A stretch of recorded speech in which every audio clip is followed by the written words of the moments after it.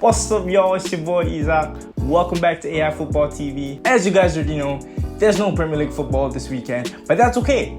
It's fine, because what we're going to be doing is a breakdown and an analysis of the Premier League managers of this season, who has done the best and who has done the worst. So we're going to split this into two parts. The first part is going to be talking about the winners, who has done the best, which managers have done outstandingly well, and who has made a good name for themselves in this Premier League season so far. And the second part, we're going to be talking about the losers. It sounds bad, but let's not call them losers. Let's just say they are the ones who have not been up to par, the ones who have been slightly disappointing, and the ones who have not been performing to the level that we thought they would have. So first and foremost, let's talk about the big man in Liverpool, man like Jurgen Klopp. He has to be up there with the winner of the winners. It has to be said that he has been in and around where you would call the best managers in the world for a while now. But because of everything that he has achieved in the past 2 years, he has to be up there with one of the best managers that you can have in your team right now. We all know that Liverpool have obviously not lost a league game this season. Liverpool's last result was obviously their 3-1 win to Man City at home,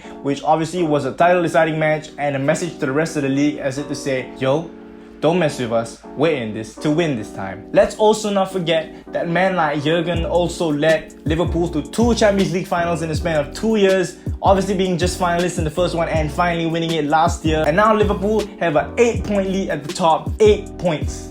8 points clear from first and second place. If that does not show their dominance in the league this season, I don't know what will. In the entire history of the Premier League, no team has won more points than Liverpool have after 12 games, which is obviously what Liverpool have done. They have 34 points now, and this is the biggest lead that Liverpool have had in terms of league position in the league since 1989, which is also the season that they won the league. And you have to be honest, I feel like this season could genuinely be the time that they finally do it. Liverpool could seriously win the league this season, because who is going to catch them? They are 8 points clear at the top. And I think the thing that makes Jurgen Klopp so good is the fact that he is just generally a very good tactician. Take for example the Man City game. You would think that in a game with Man City, where Man City is a very high pressing team, you need to be really strong in the middle of the park in the midfield. Alex Oxlade-Chamberlain had a wonderful game against Genk in their previous game in the Champions League, and you would argue that he probably deserved to start the Man City game, but he didn't. But instead, man like Jurgen decided to start with a midfield trio in the middle of the park with Henderson, Fabinho and Wijnaldum in there instead of Chamberlain even featuring the starting lineup. And how did that pay off?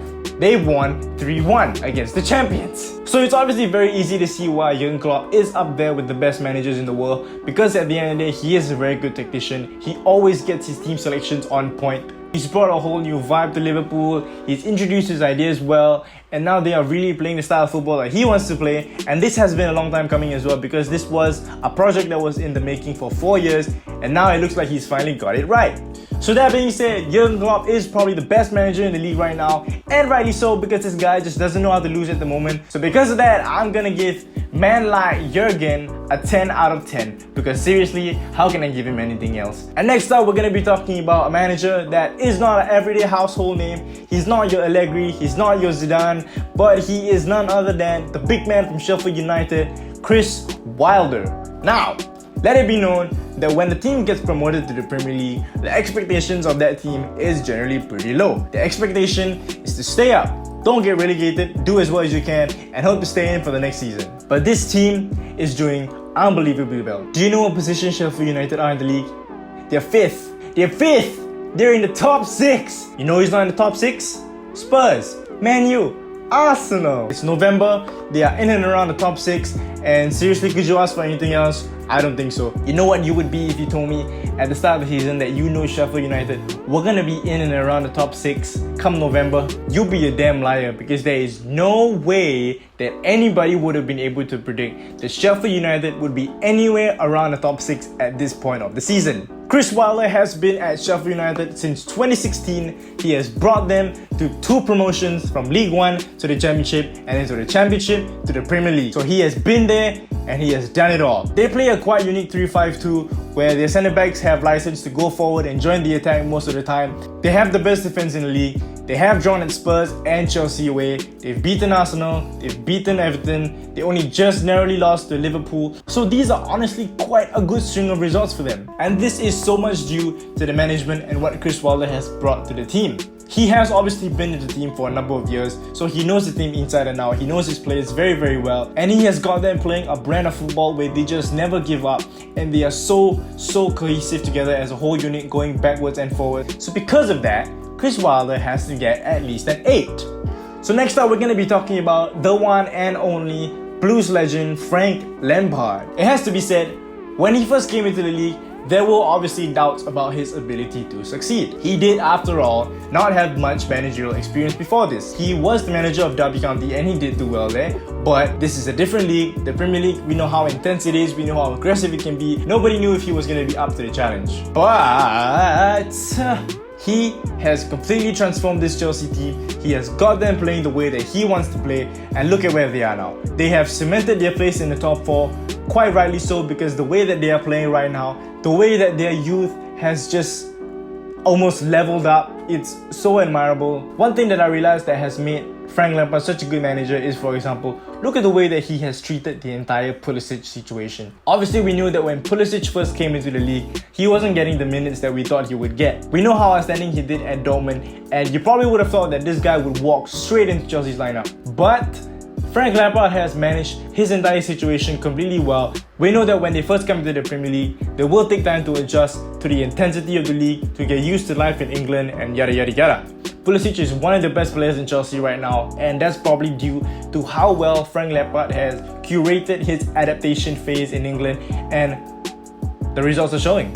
And this just shows how much the players want to play for Frank because of what he has done for the club, because of how he has just bonded with these players so well and made them want to play for him, and how he has utterly instilled his brand of football into the game that they play now, and it's very nice to see. So Frank Lampard gets a 9, because obviously he's exceeding expectations right now. He's doing so much better than anybody thought he'd be doing, and he deserves all the plaudits that he's getting. And next up, we're going to be talking about Brendan Rodgers. Leicester have 43 points in 22 games under Brendan Rodgers, and that is not a bad stat at all. In fact, to show how not bad that is, that's only behind Liverpool and Man City. They have 48 goals from 22 games under Brendan Rodgers. They have 29 goals in 12 games in the league this season, which is one more than Liverpool have managed. And in this period of time when they're scoring and scoring and scoring, they have only conceded 16 times in the league this season. And that is also considering the fact that their best defender, Harry Maguire, left for Man United this season. The way that Brendan Rodgers has got this team to play the way that he wants them to play in such a short period of time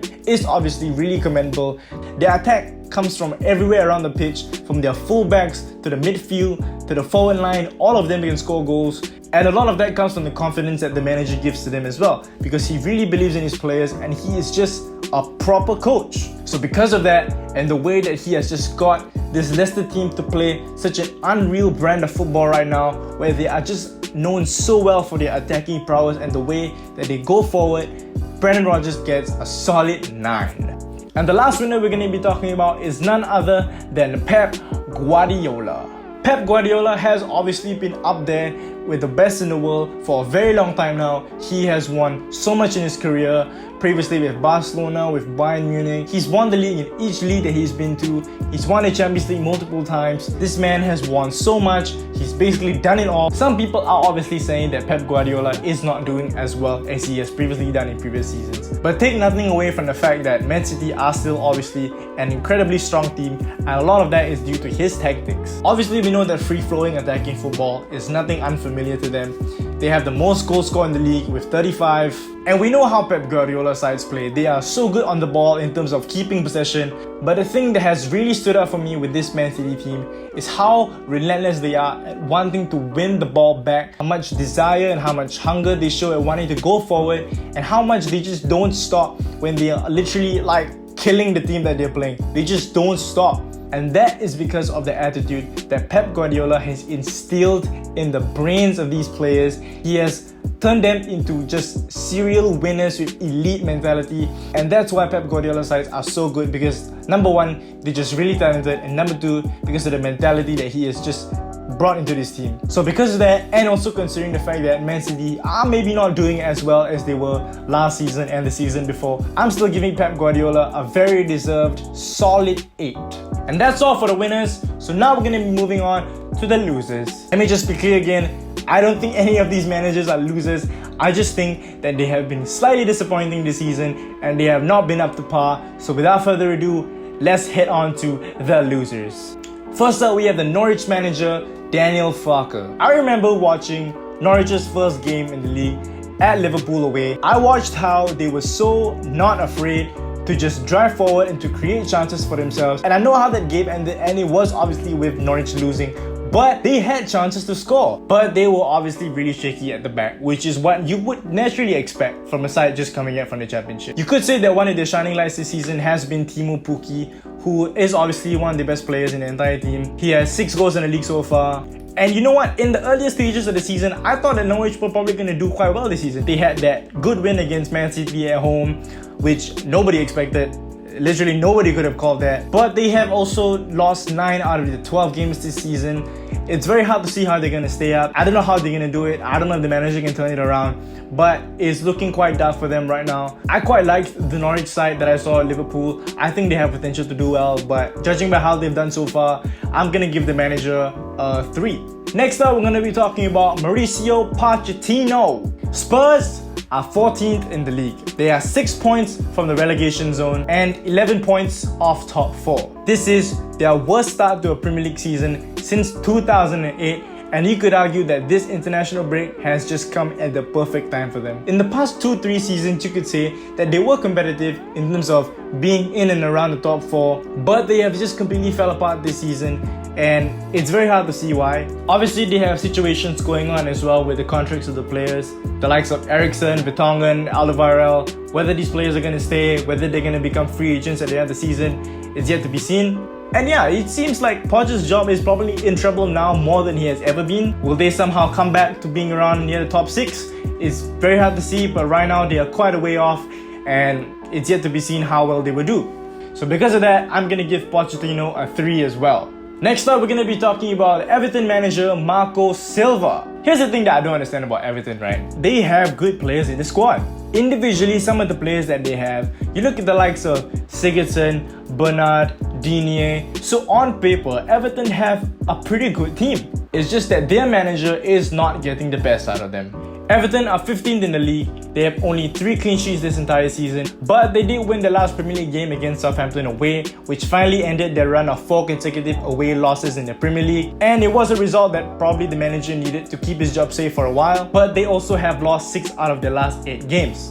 And another fact that just shows why I'm surprised that Everton are as low in the league as they are is because they have created 119 chances in the league this season. That is more than Spurs and Arsenal. So we can see that going forward, they don't really have a problem. But I guess it's just the overall management and the overall tactics that the manager puts into the team, and it just doesn't seem to work. Marco Silva is probably at risk a bit because he hasn't been producing good results for Everton for a while now. So I'm giving Marco Silva a solid 3. Next up, we're going to be talking about the Watford manager, Quique Sanchez-Flores. Watford are as well bottom of the league, which is so unexpected because honestly, if you ask me, I feel like Watford, on paper, same as Everton, they have really good players as well. You look at the likes of Doucouré, Deulofeu, Pereira. Quique Sanchez-Flores' appointment is Watford's 10th managerial change since 2012. That's 10 in 7 years. So obviously, managerial stability has been a problem for them, and maybe that's why the team just doesn't look as settled as it should be. And yeah, I think generally this would be quite disappointing if you're a Watford fan because you know that you have good players in your team, but the manager just isn't getting the most out of them. Whether he'll get the most out of them for the rest of the season, it's very hard to see. Personally, I feel like Watford do have the ability to do well, just like Everton. Good players, just poor management and poor tactics. This manager, obviously in his first tenure at the club, he brought them to an FA Cup final, and he didn't do too badly in the first season that he was here. So obviously there is hope, but whether he'll get it right this time around, we'll have to see. So because of that, I'm gonna give Quique Sanchez-Flores a 2. Last but not least, this last spot goes to man like Unai Emery. Under Unai Emery, we have had our worst start to a season since 1982.